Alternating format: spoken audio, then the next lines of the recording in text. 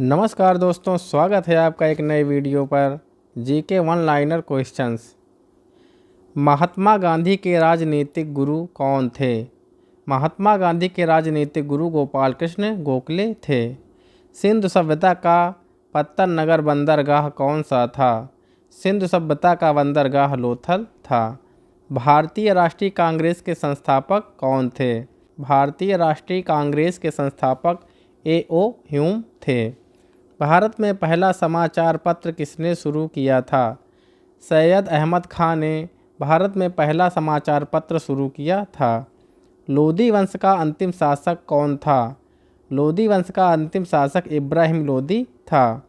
प्रथम जैन संगीत कहाँ आयोजित की गई थी? प्रथम जैन संगीत पाटलिपुत्र में आयोजित की गई थी।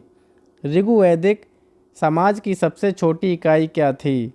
ऋग्वैदिक समाज की सबसे छोटी इकाई कुल या परिवार थी। किस शासक के पास एक शक्तिशाली नौसेना थी? चोल शासक के पास एक शक्तिशाली नौसेना थी। संकीर्तन प्रथा के जन्मदाता कौन थे? संकीर्तन प्रथा के जन्मदाता चैतन्य थे। किस मुगल शासक को आलमगीर कहा जाता था?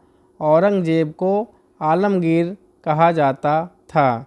शहीद-ए आजम की उपाधि से किसे सम्मानित किया गया है? भगत सिंह को शहीद-ए आजम के नाम से या उपनाम से सम्मानित किया गया है। वहाबी आंदोलन के प्रवर्तक कौन थे?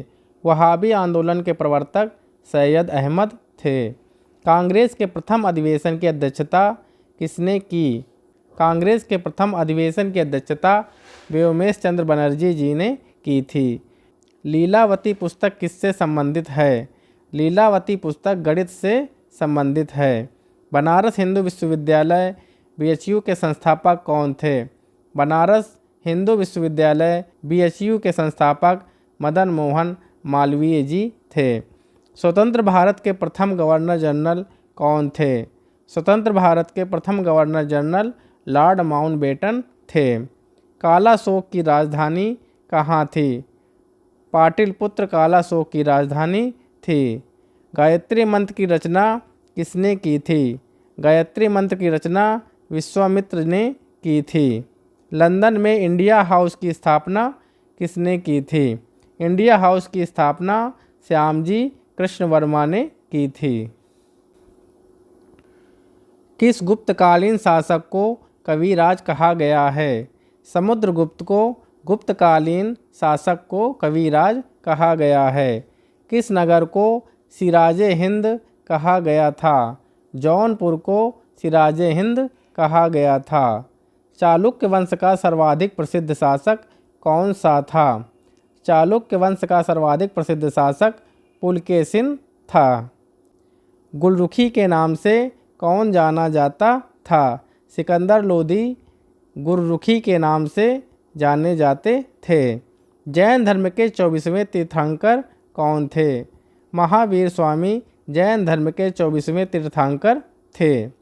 सत्यमेव जयते उक्ति कहाँ से ली गई है? सत्यमेव जयते उक्ति मुंडकोपनिषद से ली गई है।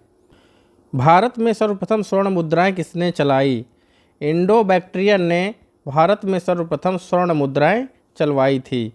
हीराकुंड परियोजना किस नदी पर तथा राज्य में स्थित है? उड़ीसा महानदी पर स्थित है। रवांडा की राजधानी कहाँ है? रवांडा की राजधानी किगाली है। सबसे ऊंचा जलप्रपात कौन सा है?